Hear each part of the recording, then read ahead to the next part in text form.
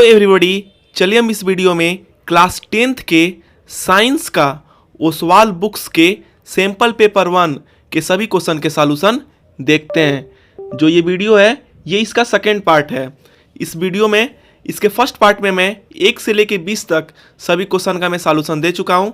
आप उसको प्लेलिस्ट में देख सकते हैं या फिर मैं डिस्क्रिप्शन में लिंक दे दूंगा, आप वहाँ से देख सकते हैं। ये सेक्शन बी है, सेक्शन ए आप देख लीजिएगा। देखिए सेक्शन बी है, ये 21 to 26 क्वेश्चन है, very short answer type question है। देखो 21 क्वेश्चन देखो, इसमें ये ऑप्शनल है, या तो आप ऊपर वाला कर सकते हैं या और है ना, या नीचे वाला कर सकते हैं। चलिए एक एक करके हम इसको क्वेश्चन को करते हैं। देखिए फर्स्ट क्वेश्चन क्या है इसमें, ऊपर वाला, a clear solution of slaked lime. देखो सिलेक्ट लाइम है, पहले जान जाओ कि सिलेक्ट लाइम किसे बोलते हैं। सिलेक्ट लाइम है ना, सिलेक्ट लाइम हम बोलते हैं किसे, कैल्शियम हाइड्रोक्साइड को। किसे, calcium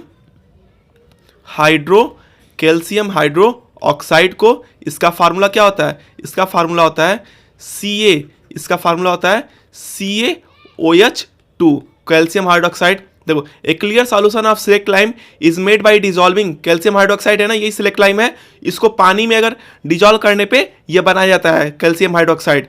this solution is left expose to air. देखो ये मैं फिगर यहाँ पे दिया हूँ, अगर इस कैल्शियम हाइड्रोक्साइड को हवा में छोड़ोगे the solution goes milky as a faint white precipitate form. जब ये हवा में छोड़ोगे तो ये वाइट कलर का हो जाता है। Explain why A faint white precipitate form, आपको बताना है कि ये पानी के रंग से व्हाइट कलर में क्यों हो जाता है। Support your response with the help of chemical equation, आपको रीजन भी बताना है और साथ में केमिकल इक्वेशन भी बताना है। देखो मैं यहाँ पे तो एक्सप्लेन कर दिया फिगर से ही। जब ये कैल्शियम हाइड्रोक्साइड जो है इसको आप छोड़ोगे एटमॉस्फेयर में, तो एटमॉस्फेयर में सभी गैस पाई जाती हैं, कार्बन डाइऑक्साइड भी होती है। तो कार्बन डाइऑक्साइड के साथ रिएक्ट जब करता है ये कैल्शियम हाइड्रोक्साइड, जब ये सिलेक्ट लाइम कार्बन डाइऑक्साइड के साथ रिएक्ट करता है तो सफ़ेद कलर में मिल्की में वाइट प्रिसिपिटेट में ये चेंज हो जाता है। तो रीजन क्या है, ड्यू टू प्रेजेंस ऑफ, आप रीजन लिख दोगे due to presence of what, due to presence of carbon dioxide. Carbon dioxide के कारण कैल्शियम हाइड्रोक्साइड मिल्की में चेंज हो जाता है।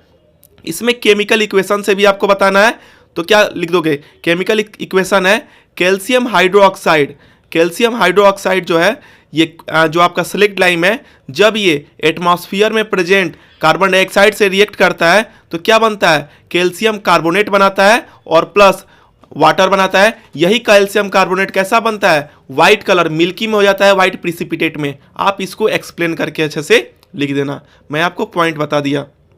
देखो नेक्स्ट इसमें आर वाला पोर्शन देखो, कीर्ति added dilute hydrochloric acid to 4 metal and recorded her observation as shown in the table given below। कीर्ति जो है 4 मेटल है, इसको किससे मिला रही है, हाइड्रोक्लोरिक एसिड HCl से मिला रही है, और देख रही है कि गैस गैस निकला है कि नहीं निकला है। फिर देखो यहाँ पे select the correct observation and give chemical equation of the reaction involve. आपको इसमें बताना है कि कौन सी ऑब्जर्वेशन उसमें कीर्ति ने सही की है और कौन से गलत की है, और जो सही की है उसका आपको केमिकल रिएक्शन देना है। देखो इसको कैसे करेंगे, इसको हम करेंगे रिएक्टिविटी सीरीज से। देखो ये है ना, जो ये वेरी हाई रिएक्टिव है ये 4 हैं, ये फेयरली रिएक्टिव है, ये नॉन रिएक्टिव है। तो देखो ये जो ऊपर वाले हैं ये नीचे को डिस्प्लेस कर देंगे, जो वेरी रिएक्टिव है वो नीचे को डिस्प्लेस करेगा। फर्स्ट वाला देखो, फर्स्ट जो पीछे था इसमें जो पीछे था इसमें क्या था, इसमें ये था। देखो यहाँ पे कॉपर जो है किससे रिएक्ट करना है, इसको HCl से ना, मतलब हाइड्रोजन से रिएक्ट करना है। यहाँ पे देखो हाइड्रोक्लोरिक एसिड दिया है, हाइड्रोक्लोरिक एसिड मतलब HCl, ये हाइड्रोजन को रिप्लेस कर पाएगा कि नहीं, कॉपर। देखो अगर कॉपर को HCl से करेंगे तो ये क्या कॉपर हाइड्रोजन को रिप्लेस कर पाएगा, यहाँ पे दे रहा है कि यस कर पाएगा। रिएक्टिविटी सीरीज में देखिए कॉपर कहाँ है, कॉपर नीचे है। जब नीचे वाला क्या करेगा, ऊपर को रिप्लेस कर पाएगा, नहीं कर पाएगा, ऊपर वाला नीचे को रिप्लेस करेगा। इस रिएक्टिविटी सीरीज में नीचे वाला ऊपर को रिप्लेस नहीं कर पाएगा। कॉपर जो हाइड्रोजन को रिप्लेस नहीं कर पाएगा, क्यों, क्योंकि ये लेस रिएक्टिव है हाइड्रोजन से। तो इसमें रिएक्शन होगा, गैस इवॉल्व होगी, नहीं होगी। यहाँ पे यस दिया है, ये क्या है, ये वाला गलत है। नेक्स्ट देखो आयरन, क्या देखो सब में ऐसे ही होगा। Fe जब ये हाइड्रोक्लोरिक से एसिड से ये रिएक्ट करेगा तो क्या आयरन हाइड्रोजन को रिप्लेस करेगा। सीरीज में देखिए यहाँ पे हाइड्रोजन जो है ये क्या आयरन को रिप्लेस करेगा, आयरन जो हाइड्रोजन को रिप्लेस करेगा। तो आयरन ऊपर है ना, आयरन ऊपर है तो हाइड्रोजन को रिप्लेस कर देगा। तो आयरन ऊपर है हाइड्रोजन को रिप्लेस करेगा, तो क्या यस है, मतलब हाँ ये सही है यहाँ पे। फिर देखो नेक्स्ट देखो इसमें क्या है, मैग्नीशियम क्या कर पाएगा। मैग्नीशियम का देखो, मैग्नीशियम का है, मैग्नीशियम ऊपर है, ऊपर वाला नीचे को रिप्लेस कर देगा। हाइड्रोजन नीचे है तो मैग्नीशियम इसको रिप्लेस कर देगा। लेकिन ऑप्शन में यहाँ पे देखिए कीर्ति ने क्या किया है कि नो नहीं कर पाएगा, तो यहाँ पे यस होना चाहिए। तो ये क्या हो गया, उसकी ऑब्जर्वेशन ये गलत हुई है। नेक्स्ट देखो जिंक है, जिंक क्या हाइड्रोजन को रिप्लेस कर पाएगा। सीरीज में देखिए जिंक ऊपर है ना, जिंक हाइड्रोजन को रिप्लेस कर देगा, हाँ कर देगा। क्यों क्योंकि जिंक जो है हाईली रिएक्टिव है किससे, हाइड्रोजन से, तो इसका मतलब ये रिप्लेस कर देगा। तो हाँ ये मतलब इसकी दो ऑब्जर्वेशन सही है, आयरन वाली और जिंक वाली। तो इसमें क्या हो जाएगा, इसमें आपको रिएक्शन भी केमिकल इक्वेशन भी लिखना है ना, तो केमिकल इक्वेशन लिख दीजिए आयरन वाला। आयरन Fe हो गया, आयरन से Fe जब रिएक्ट करेगा हाइड्रोक्लोरिक एसिड से HCl से तो क्या बनाएगा Fe। इसके कितने आयन होते हैं, 3 पॉजिटिव चार्ज होते हैं ना आयरन के, तो FeCl3 हो जाएगा, FeCl3 प्लस H2 गैस निकलेगा। फिर देखिए फिर जिंक वाला लिखिए, जिंक प्लस हाइड्रोक्लोरिक एसिड से जब ये रिएक्ट करेगा तो क्या होगा Zn, जिंक में 2 चार्ज होते हैं तो ZnCl2 हो जाएगा प्लस हाइड्रोजन गैस रिलीज होगा। ये ऐसे आप इसको कर सकते हैं, आप रीजन बेकायदे इसको लिख सकते हैं जैसे मैं ये रिएक्टिविटी सीरीज दिखाया हूं, इसके हिसाब से आप और सारे भी क्वेश्चन जो आएगा उसको आप कर सकते हैं। नेक्स्ट क्वेश्चन देखो इसमें क्या है, नेक्स्ट क्वेश्चन है how is the mode of action in beating of heart different from reflex action. आपको बताना है कि जो हमारा दिल धड़कता है वो कैसे रिफ्लेक्स एक्शन से अलग है। देखो मैं यहाँ पे बता रहा हूँ, 4 पॉइंट आपको लिखना है, यहां पे लिख दे रहा हूं बीटिंग ऑफ हार्ट जो दिल है, और यहां पे रिफ्लेक्स एक्शन, इसमें 4 पॉइंट बताना है। रिफ्लेक्स एक्शन दोनों में अंतर बताना है कि क्या होता है। देखो कैसे ये डिफरेंट वे से काम करते हैं। एक पॉइंट देखो, जो ये है बीटिंग ऑफ हार्ट जो है ये not controlled by our will, हमारे इच्छा के हिसाब से ये कंट्रोल नहीं होता है। जो हमारी हार्ट पंप करती है ना, हम चाह के भी इसको रोक नहीं सकते हैं, इसके पंपिंग को, या फिर बढ़ा नहीं सकते हैं, ये हमारे इच्छा से कंट्रोल नहीं होती है। वही रिफ्लेक्स एक्शन जो होता है ये क्या होता है, ये सडन रिस्पॉन्स होता है। रिफ्लेक्स एक्शन क्या होता है, सडन एक्शन होता है, sudden action in response to something. जैसे अगर हम देखो रिफ्लेक्स एक्शन कैसे कहेंगे, अगर हम सांप को देख लेते हैं तो अचानक से जंप कर लेते हैं, जिस पोजीशन पे हम रखते हैं अचानक से हमारे हाथ पैर मूव करने लगता है, तो इस पोजीशन को क्या बोलते हैं, इस एक्शन को क्या बोलते हैं, रिफ्लेक्स एक्शन। तो सडन रिस्पॉन्स होता है ये किसी भी चीज में, इसे रिफ्लेक्स एक्शन होता है, और ये हम इसको अपने हिसाब से कंट्रोल नहीं कर सकते हैं। नेक्स्ट पॉइंट देखो इसमें जो है it did not need any kind of stimulus to work. इसमें देखो इसमें स्टिमुलस नहीं लगता है और इस केस में स्टिमुलस लगता है। देखो अब देखो स्टिमुलस किसे बोलते हैं, स्टिमुलस जो होता है ये क्या होता है, जो भी चेंज होता है अचानक से, जैसे मान लो अगर कुत्ता भौंकता है, बार्क, अगर ये डॉग बार्क करेगा, कुत्ता भौंकता है, तो हमारे बॉडी में अचानक से आप जंप करते हैं, पीछे मुड़ते हैं, हैरान हो जाते हैं, तो स्टिमुलस अचानक से रिस्पॉन्स आता है ना, चेंज होता है, स्टिमुलस रिफ्लेक्स एक्शन में होता है। वही हार्ट को है, इसको दिल को कोई प्रॉब्लम नहीं है, धड़कता ही रहता है अपने हिसाब से, इसको किसी एक्सटर्नल चीज से प्रॉब्लम नहीं होता है। फिर क्या इसमें डिफरेंस है, ये क्या है, ये रेगुलेटेड, जो ये किससे रेगुलेट करता है, ये ब्रेन से चलता है। कौन, हार्ट जो है दिमाग से चलता है, वही जो ब्रेन है उसको ये रेगुलेट करता है। वही जो है ये रिफ्लेक्स एक्शन ये कैसे रेगुलेट होता है, ये स्पाइनल कॉर्ड से होता है। कैसे, जो हमारी पीछे रीढ़ की हड्डी है ना, वहाँ स्पाइनल कॉर्ड से होता है। इसमें देखो, इसमें इट डू नॉट इन्वॉल्व क्या, इसमें जो है स्केलेटल स्केलेटल मसल्स नहीं होती है, it do not have skeletal muscles. वही इस केस में क्या होता है, इट डू इन्वॉल्व, इसमें क्या होती है, जब रिफ्लेक्स एक्शन होगा, हमारा हाथ अचानक से पीछे आएगा, हम जंप करेंगे, तो यहाँ पे क्या होगा, स्केलेटल मसल होगी। समझे, ये ऐसे ही आप इसमें कर सकते हैं। देखो आप कर सकते हो कि इसमें कभी भी क्विक स्लो नहीं होता है, लेकिन ये जैसे मेन इसमें ये है कि अचानक से रिएक्शन इसमें नहीं होता है, ये अपने आप परमानेंटली चलता रहता है, जैसे हार्ट बीट है, और अचानक से हम जो रिएक्ट करते हैं वो क्या होता है, रिफ्लेक्स एक्शन। आप इसमें और सारे कर सकते हो। एक और जैसे इसमें जैसे 5 लिखना है, 4 लिखना है ना, एक और इसमें पॉइंट बता दे रहा हूं। देखो ये जो होता है आपका जो बीटिंग ऑफ हार्ट होता है, इसमें ये क्या होता है, ये होता है थ्रू आउट, ये होता है through out life, one's life. जब तक आदमी जिंदा होता है तब तक आपकी हार्ट जो है बीट होगी, तब तक अगर बीट होना, धड़कना बंद हो जाएगी तो मर जाओगे। तो जब तक लाइफ आपकी चलेगी, तो थ्रू आउट ये आपका लाइफ, वंस किसी इंसान के लाइफ जब तक वो जिंदा रहेगा तब तक चलेगा। वही रिफ्लेक्स एक्शन में क्या होता है, ये जो होता है ये लाइफ साइकिल नहीं होता है, ये इमरजेंसी बेसिस पे होता है। कभी मान लो कि स्नेक देख लिए, अचानक से कुत्ता भौंकता हुआ देख लिए, तब ये रिफ्लेक्स एक्शन चालू होता है। 5 पॉइंट में आप 4 पॉइंट को एक्सप्लेन करके लिख सकते हो। नेक्स्ट देखो इसमें क्या है, नेक्स्ट क्वेश्चन है आपका question number 23। Patient whose gall bladder are removed are recommended to eat less oily food. ऐसे पेशेंट जिसके गाल ब्लेडर हटा दिया जाए, देखो ये मैं ह्यूमन बॉडी में दिखाया हूँ, कहाँ होता है गाल ब्लेडर, ये आपका हरे रंग का होता है। गाल ब्लेडर को हटा दिया गया तो उसको बोला जाता है, डॉक्टर बोलता है कि आप ऑयली खाना कम खाओ। देखो सबसे पहले जानो कि गाल ब्लेडर करता क्या है, उसके बाद जानोगे कि ये उसके बाद होगा क्या।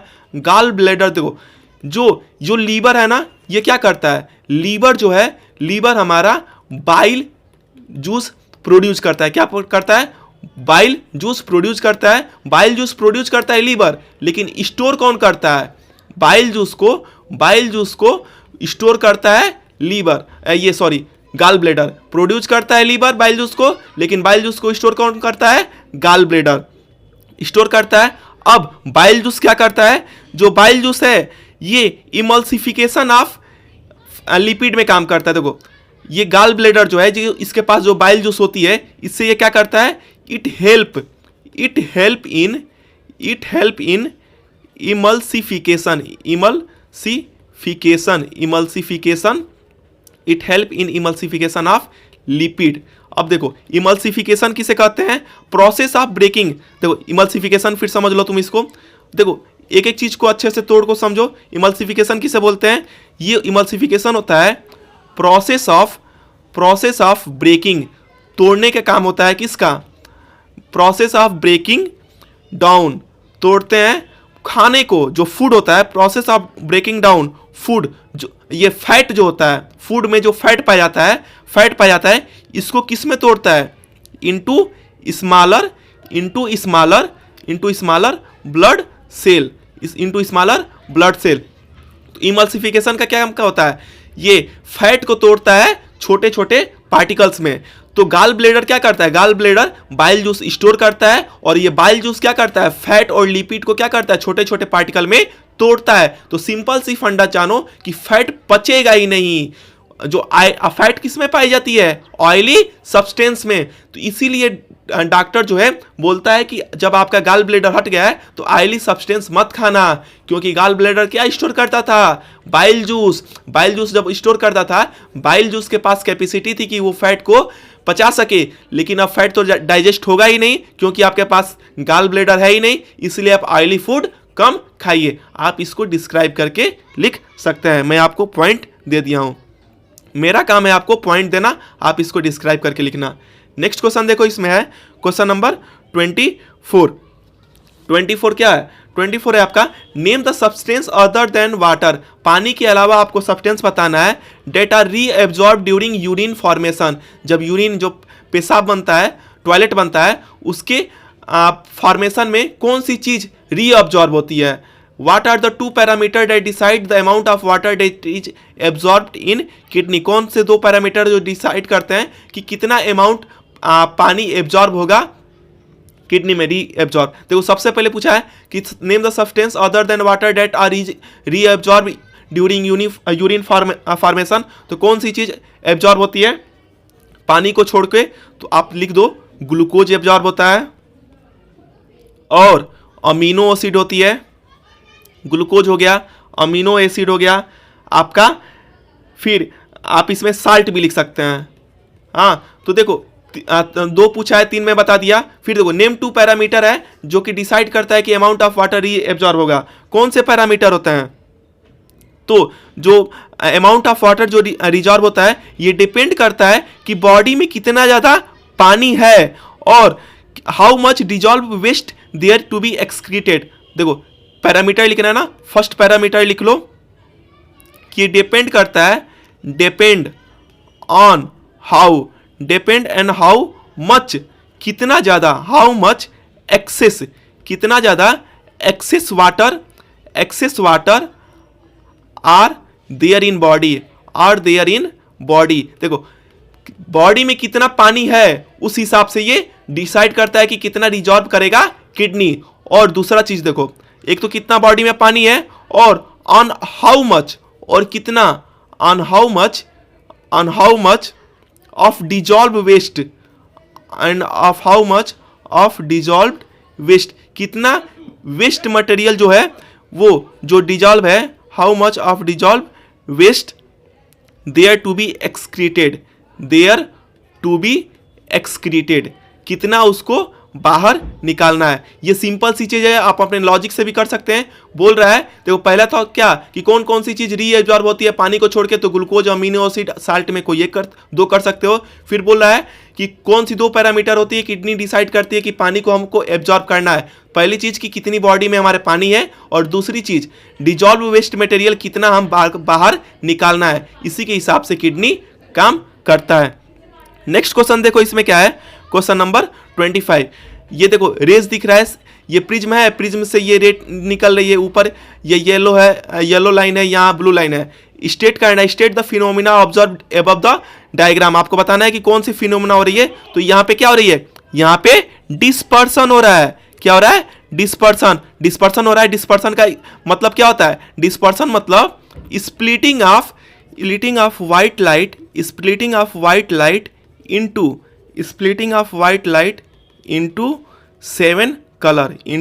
7 कलर। तो डिस्पर्सन, इसमें कौन सा फिनोमेना यूज हो रहा है, डिस्पर्सन। देखो जो सूर्य की किरणें होती है 7 कलर में, विबग्योर आप पढ़े हो ना, विबग्योर 7 कलर में चेंज हो जाती है, इसी को डिस्पर्सन बोलते हैं। ये फिनोमेना पूछा था। आगे देखो क्या क्वेश्चन है, explain with reference to the diagram. आपको डायग्राम के हिसाब से बताना है which of the two light mention above will have higher wavelength. आपको बताना है कि येलो लाइट के पास वेवलेंथ ज्यादा है कि ब्लू लाइट के पास वेवलेंथ ज्यादा है। तो एक चीज समझो आप, डिस्पर्सन के फिनोमिना के थ्रू व्हाइट लाइट 7 कलर में टूटती है, तो फार्मूला क्या होता है, विबग्योर GYOR होता है। अब देखो जो जिसकी वेवलेंथ ज्यादा होती है वो कम स्कैटर होता है। आप देखते हो ना, ये भी क्वेश्चन पूछा जाता है कि रेड कलर क्यों स्कैटर कम होता है, ट्रैफिक सिग्नल में क्यों यूज किया जाती है, क्योंकि इसकी वेवलेंथ ज्यादा होती है तो स्कैटर कम होता है। यहां पे आपको क्वेश्चन पूछा है येलो और ब्लू लाइन में, तो देखो ये ऊपर से वेवलेंथ ज्यादा, नीचे कम होती जाती है। तो यहां पे आपकी येलो की क्या होगी, पूछ रहा है, तो यहां पे येलो की क्या होगी, वेवलेंथ ज्यादा होगी। कैसे, किसके कंपैरिजन में, ब्लू के। तो आप इस टेक्निक से ऊपर वाले की वेवलेंथ ज्यादा और नीचे वाले की वेवलेंथ कम, तो ऐसे आप कोई भी इसमें से पूछ देगा, ऑरेंज और इंडिगो पूछ देगा तो वो भी बता सकते हो, जो ऊपर रहेगी उसकी वेवलेंथ ज्यादा होगी। तो पूछ रहा है इसमें कि किसकी वेवलेंथ ज्यादा होगी, तो इसमें वेवलेंथ किसकी ज्यादा होगी, येलो की वेवलेंथ जो है ज्यादा होगी। येलो लाइट की वेवलेंथ ज्यादा होगी किससे, ब्लू लाइट से। रीजन क्या हो जाएगा, क्यों, क्योंकि ये कम स्कैटर्ड होता है। इट स्कैटर्ड लाइट, देखो यहां से कम स्कैटर्ड है, देखो सीधा ना, ये यहां ही बस इतना ही स्कैटर्ड हुआ है और ये इतना ज्यादा स्कैटर्ड हो गया है। तो कम स्कैटर्ड है तो वेवलेंथ ज्यादा है, इसलिए इसमें आंसर इसका क्या हो जाएगा, येलो लाइट हो जाएगा। नेक्स्ट क्वेश्चन देखो क्या है, नेक्स्ट क्वेश्चन इसमें आर पोर्शन वाला है कि how will you use two identical prisms so that a narrow beam of white light incident on prism emerges out of the second prism as white light. कैसे है कि एक white light से, देखो अभी बताया है कि एक व्हाइट लाइट, पीछे क्वेश्चन था ना 7 कलर में टूटता है, लेकिन आपको फिर वैसे करना है कि ये एक ही व्हाइट लाइट में, फिर ये जैसे व्हाइट लाइट है, सन की रेज जो है 7 कलर में टूटी, उसके बाद फिर ऐसे कैसे हम प्रिज्म को रखेंगे कि 7 कलर जो है फिर ये सनलाइट में टूट जाए। देखो ये, इसको मैं फिगर से आपको दिखा दे रहा हूं। ये जो प्रिज्म है आप इसको ऐसे रखेंगे, व्हाइट लाइट आया, यहाँ 7 कलर में टूटा, फिर उल्टा प्रिज्म रखोगे तो 7 कलर किस में मिलके टूट जाएगी, बन जाएगी एक व्हाइट लाइट में। तो प्रिज्म की पोजीशन पूछ रही है तो आप ऐसे फिगर बना सकते हो। एक प्रिज्म ऐसे रखोगे, विबग्योर के पोजीशन में ऐसे 7 लाइट टूटेगी, फिर उल्टा प्रिज्म करोगे तो विबग्योर में टूट के फिर ये कन्वर्ज होके मिलके और एक व्हाइट लाइट में बन जाएगी। आप इस फिगर को अच्छे से बना लेना और इसको डिस्क्राइब कर देना, ऐसे पोजीशन इसको रखेंगे। नेक्स्ट क्वेश्चन देखो इसको, नेक्स्ट क्वेश्चन है 26, a lot of waste is generated in neighbourhood. आपके जो आसपास है बहुत ज़्यादा वेस्ट जनरेट हो रहा है, how ever almost all of it is a biodegradable.